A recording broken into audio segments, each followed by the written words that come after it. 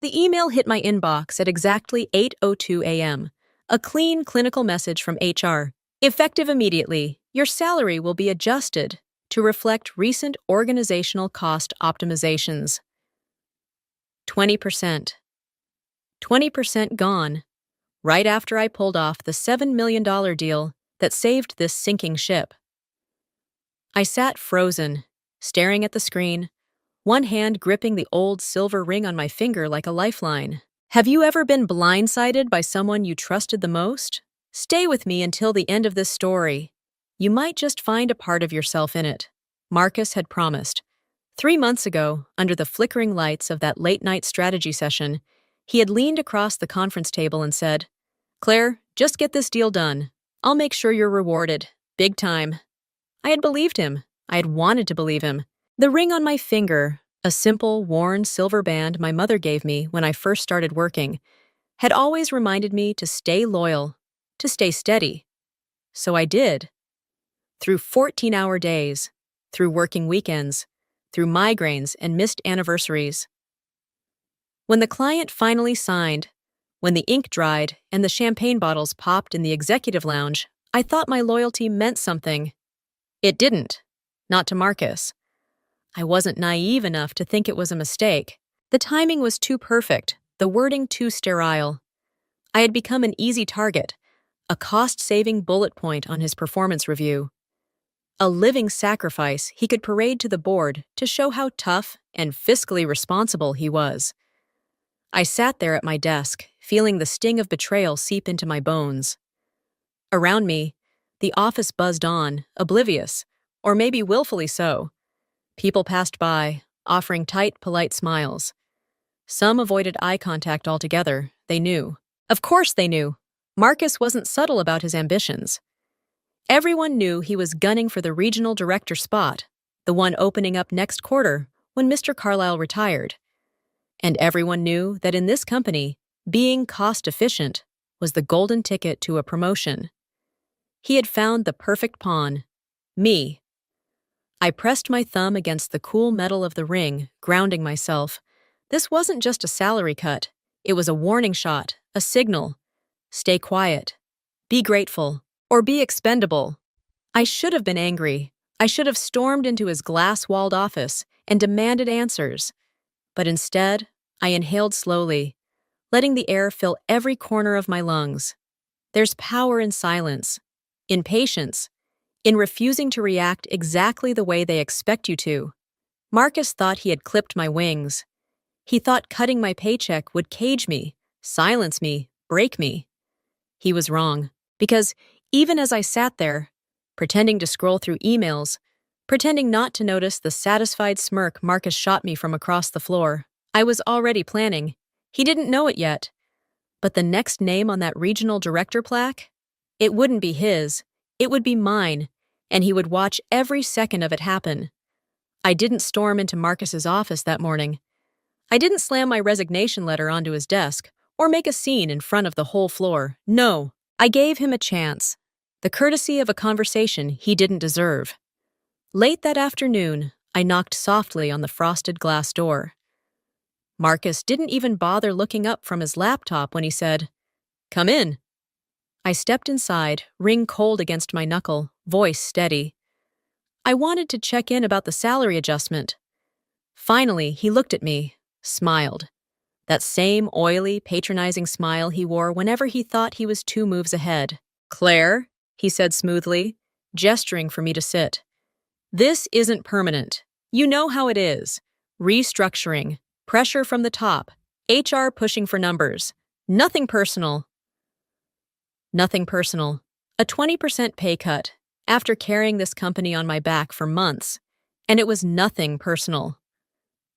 I sat down anyway, folding my hands neatly on my lap. I understand the pressures. I just want to make sure. I'm still considered part of the long-term vision. Marcus leaned back, tapping his pen against the desk in a mock show of deep thought. "You're a valuable asset, Claire," he said. "I fought to keep you here. Just hang tight. Once the dust settles, and I'm in a position to really make changes." He trailed off, letting the implication hang thick between us. When he was promoted, Then he might throw me a bone. I nodded, keeping my expression neutral, professional, exactly what he expected. Inside, something sharp twisted in my gut. I thanked him for his transparency and stood to leave. At the door, I paused. "Marcus," I said, my hand on the knob.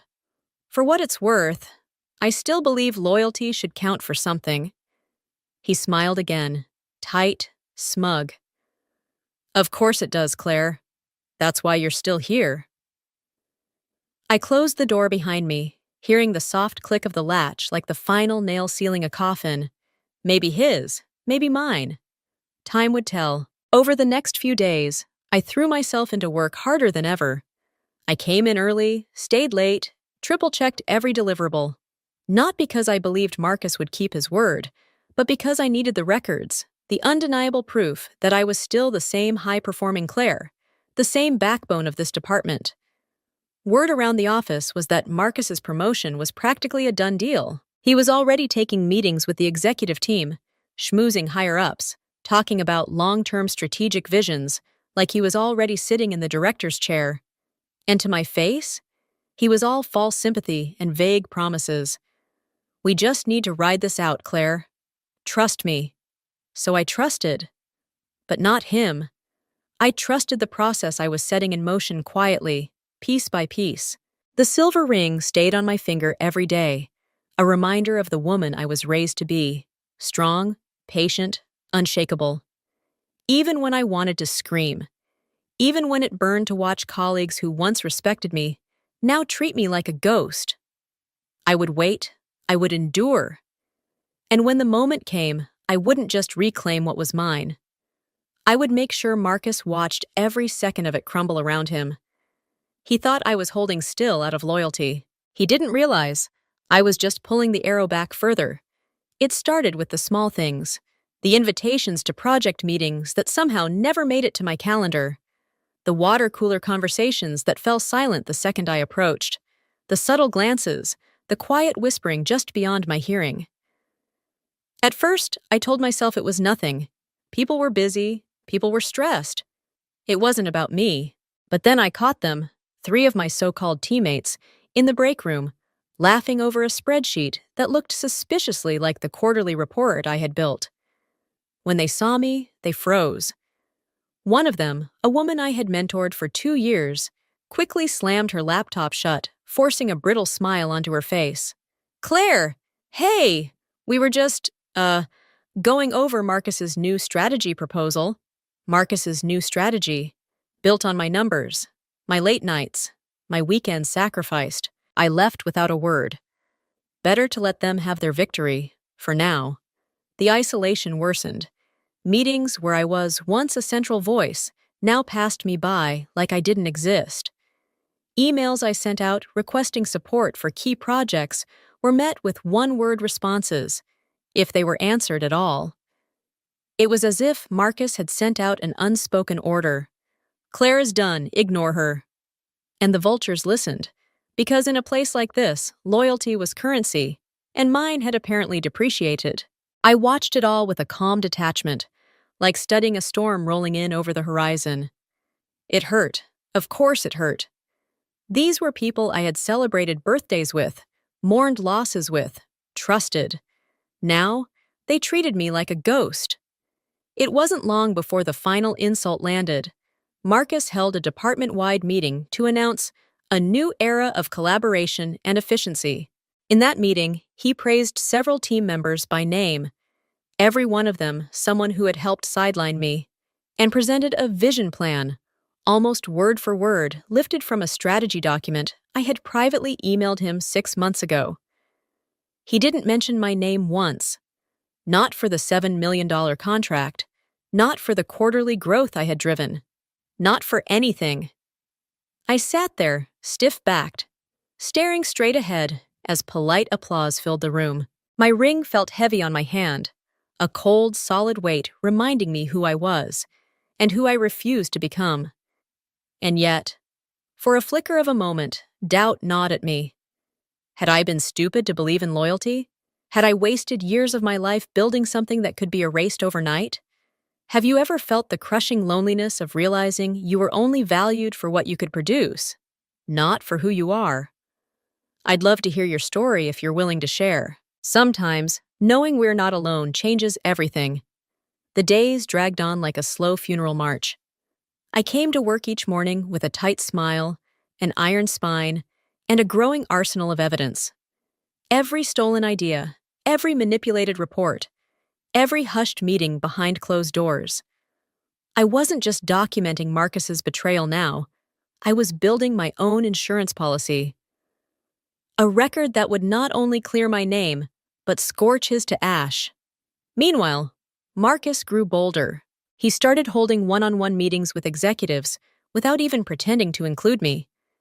He let rumors spread that he was already choosing his new leadership team, a team I, of course, was not a part of. I heard whispers that Marcus had pitched himself to the CEO as the architect of the company's turnaround, conveniently omitting the woman who had done the heavy lifting. Let him, I thought. Let him build his house of lies as high as he could. The higher he climbed, the harder he would fall. One morning, as I passed his office, I caught a glimpse of him through the glass, laughing, toasting with a glass of scotch at his desk at 10 a.m. with one of his cronies. And still, I said nothing. I walked past him, past the closed circles of whispering colleagues, past the heavy, smothering sense of betrayal, and returned to my desk. I pulled up the folder labeled Contingency Plan on my desktop, checked every file again, cross-referenced every email, every document, updated the timeline. Everything was in place. Everything was ready. Marcus thought he was celebrating the end of me. He didn't realize he was dancing on the edge of his own downfall, and when the final blow came, he wouldn't even see it coming. It happened late one Thursday night, long after the office had emptied out and the cleaning crews had made their rounds. I was sitting at my desk, the overhead lights dimmed to a muted hum, cross-referencing expense reports against project logs. Half from habit, half because some instinct inside me knew that the final piece of the puzzle was close. That's when the email landed, a misrouted internal thread, a blessing from whatever small gods watch over the patient and the betrayed. Subject: FY24 Strategic Realignments, Leadership Credit Attribution. I clicked it open, expecting another hollow corporate memo. What I found instead turned my blood cold. It was a draft report Marcus had submitted to the executive committee, outlining all the key contributions that had enabled the company's financial turnaround. My name appeared exactly once, next to the words, provided basic administrative support. Administrative support for negotiating a $7 million contract, for spearheading 2 consecutive quarters of record growth. Meanwhile, Marcus had listed himself as the lead strategist, client negotiator, and project executioner. He hadn't just stolen my credit. He had rewritten history, erased me from it, and he was about to present this report to the CEO and board at the quarterly review next week. For a long moment, I sat frozen, staring at the screen. Every cell in my body screamed to act, to fire off angry emails, to march into offices and demand apologies, to finally scream. But then, I remembered the ring. The silver band glinted under the office lights, a small, silent reminder. Stay steady, stay sharp, strike only when the blade is ready. I carefully forwarded the email to my private account, encrypted it, and backed it up to 3 different secure locations. Then I started digging. Over the next few hours, I unearthed a damning trove of evidence, emails where Marcus took personal credit for strategies I had documented months earlier. Financial adjustments he had made without proper approvals, cutting project cost in ways that risked breaching client contracts. Instances where he had reallocated employee bonuses, mine included, without disclosure to HR. By the time dawn painted faint gold lines across the skyline, I had a full arsenal. This wasn't just a petty office power grab anymore. This was potential fraud.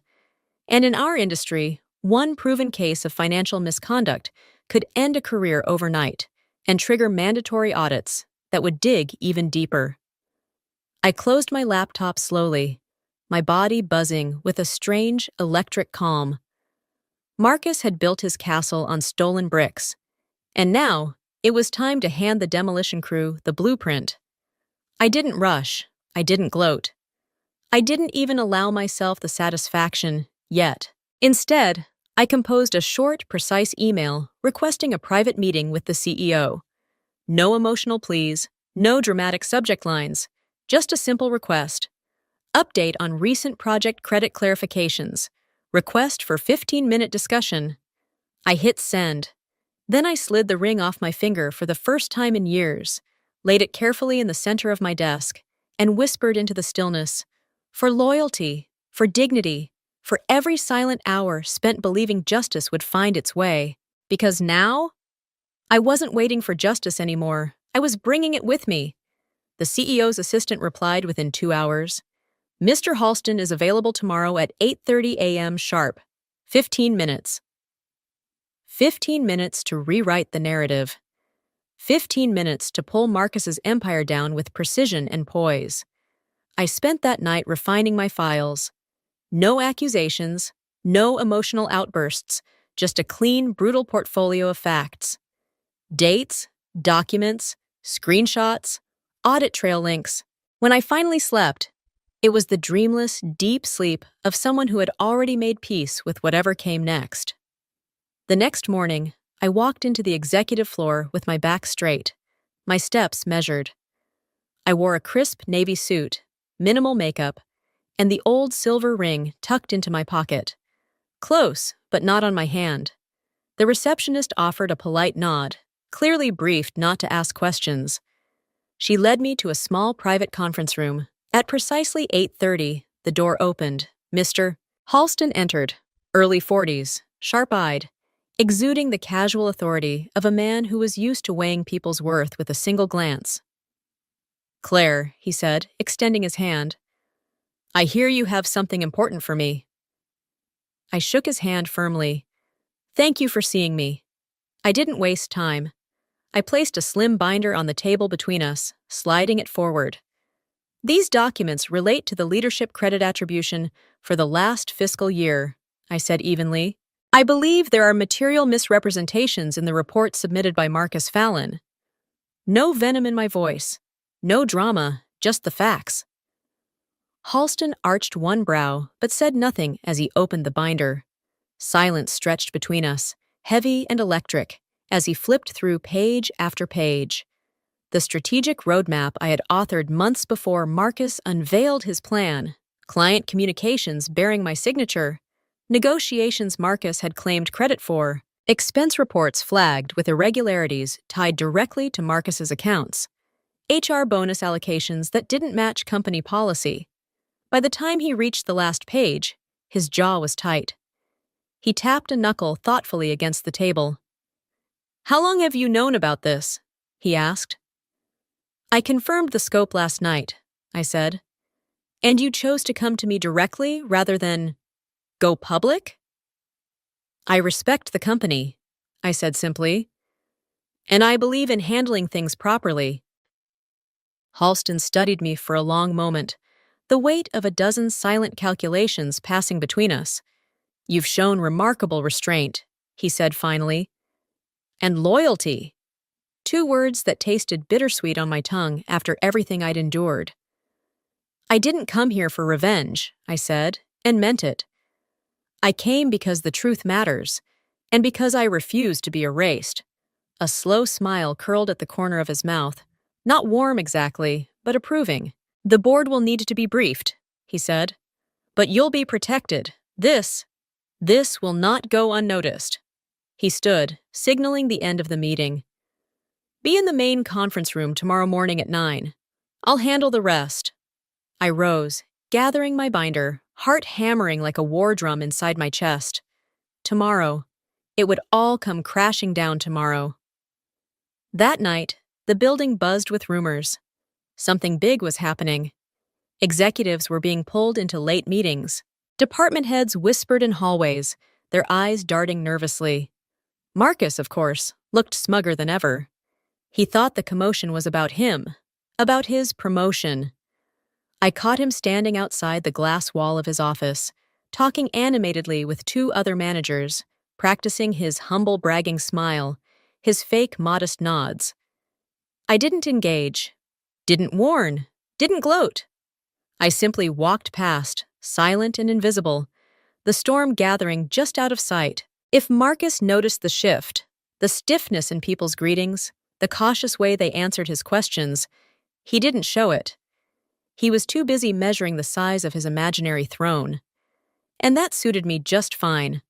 I spent my last evening before Judgment Day polishing every last detail. I backed up my files again. I reviewed my notes. I packed a small leather folder, the same one I carried into my very first big client pitch years ago. A reminder, this wasn't about revenge. It was about reclaiming what was rightfully mine. In the quiet of my apartment, I pulled the silver ring from my pocket and slid it back onto my finger. It caught the light, steady and true. No rage, no tears, only clarity.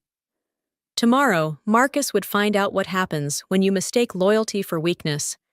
And I would be standing exactly where I was meant to be, not behind him, not beside him, but above him.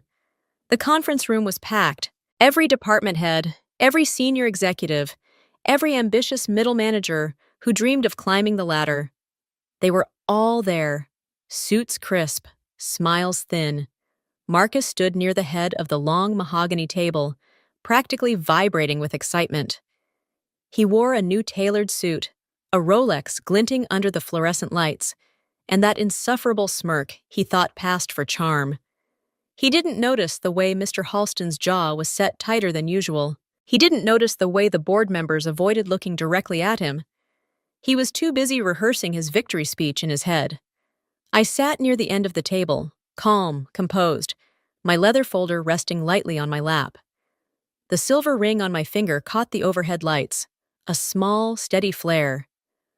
Halston opened the meeting briskly. "Before we proceed with today's agenda," he said, voice clipped, "there's an urgent matter we need to address regarding leadership integrity and fiscal responsibility." The room shifted, a subtle tightening of shoulders and nervous glances. Marcus straightened his tie, clearing his throat, clearly assuming this was the prelude to his big moment. It wasn't. Halston continued, pulling out a folder, the same one I had given him, and laying it flat on the table. "In recent weeks," he said, "a number of serious discrepancies have come to our attention regarding project credit attributions and expense reporting." He paused, letting the words sink in, letting Marcus sweat.